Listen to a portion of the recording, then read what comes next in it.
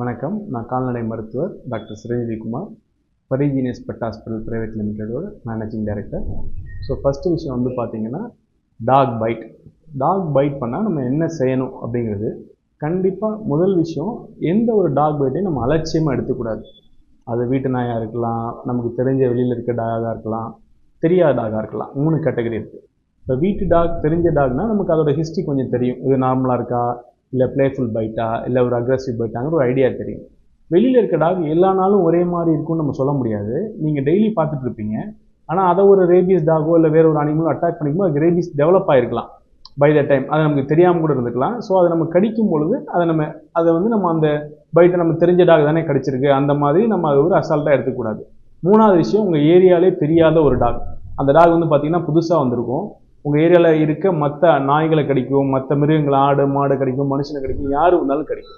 அதுதான் red alert மாதிரி ஒரு சீரியஸ் பாயிண்ட். அந்த மாதிரி இருக்க டாக்ஸை நம்ம இமீடியட்டாக நம்ம அந்த ஹிஸ்ட்ரியை எப்போவுமே நாய் கடின்னு ஒன்று வந்தால் இந்த 3 விஷயத்தை செக் பண்ணிக்கணும்.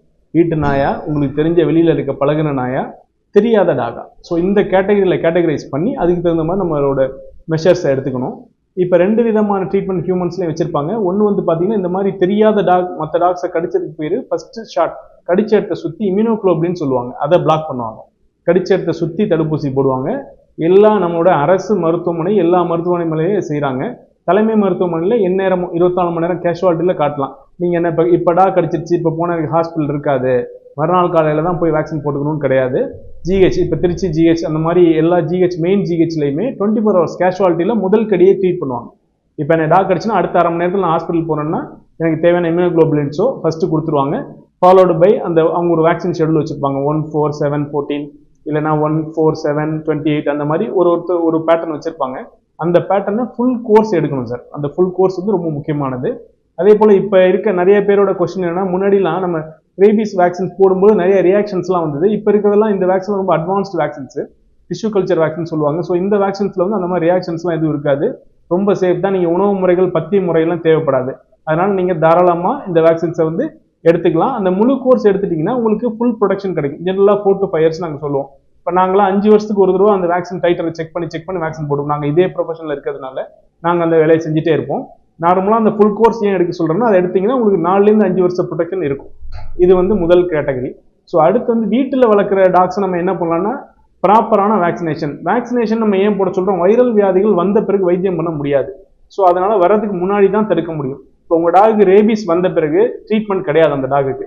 அதே மாதிரி தான் மனுஷனுக்குமே வந்த பிறகு வைத்தியம் கிடையாது. அதெல்லாம் வர்றதுக்கு முன்னாடி தான் தடுத்துக்கணும்.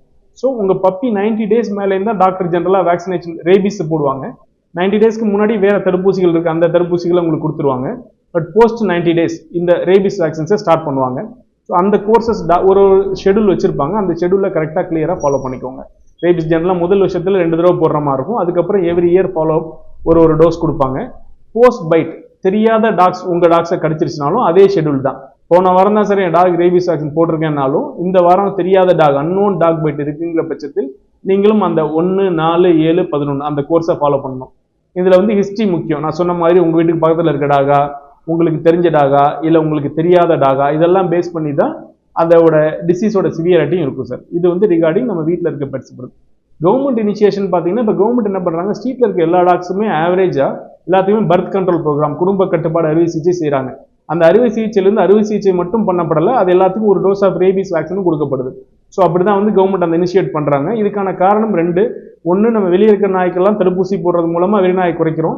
வெளியே இருக்கிற நாயோட இனப்பெருக்கத்தை கட்டுப்படுத்துறது மூலமாக மனுஷனோட என்கவுண்டர்ஸ், ஹியூமன் என்கவுண்டர், நாயை அதிகமாக மனுஷனை கடிக்கிறத குறைக்கிறோம். இந்த விஷயங்களை வந்து கவர்மெண்ட் இனிஷியேஷன் பண்ணுறாங்க. இப்போ திருப்பி கவர்மெண்ட் நியூ இனிஷியேஷனாக வெளியே நம்ம இருக்க எல்லா டாக்ஸையுமே இப்போ வந்து லைசன்ஸ் பண்ண, வெளியே இருக்க டாக்ஸ், வீட்டில் இருக்க டாக்ஸோட ஸ்டாட்டிஸ்டிக்ஸ் கலெக்ட் பண்ண போகிறாங்க ஃப்ரம் April 1st. அது வந்து நாய்களோட எண்ணிக்கை எடுத்து அது எல்லா டாக்ஸும் ப்ராப்பராக வேக்சினேட் பண்ணியிருக்கா, அதெல்லாம் மெயின்டெனன்ஸ் சரியாக இருக்கா அப்படிங்கிற விஷயத்துக்காகவும் ஒரு இனிஷியேஷன் பண்ணுறாங்க.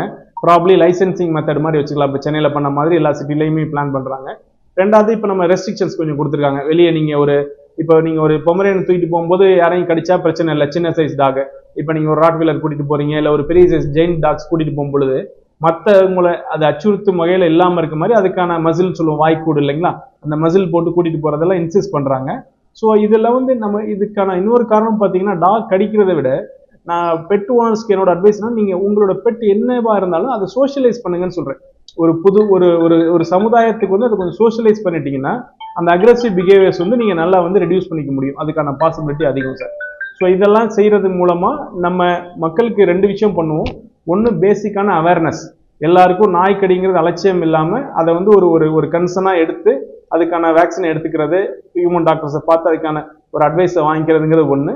ரெண்டாவது, நம்ம வீட்டில் வளர்க்குற எல்லா நாயாக இருக்கட்டும் பூனையாக இருக்கட்டும், மெயினாக பூனைக்கும் ரேபிஸ் வரலாம், அதனால பூனைக்கும் தடுப்பூசிகளை போட்டு வைக்கணும். இது வந்து என்னோட கன்சர்ன் சார். தேங்க்யூ.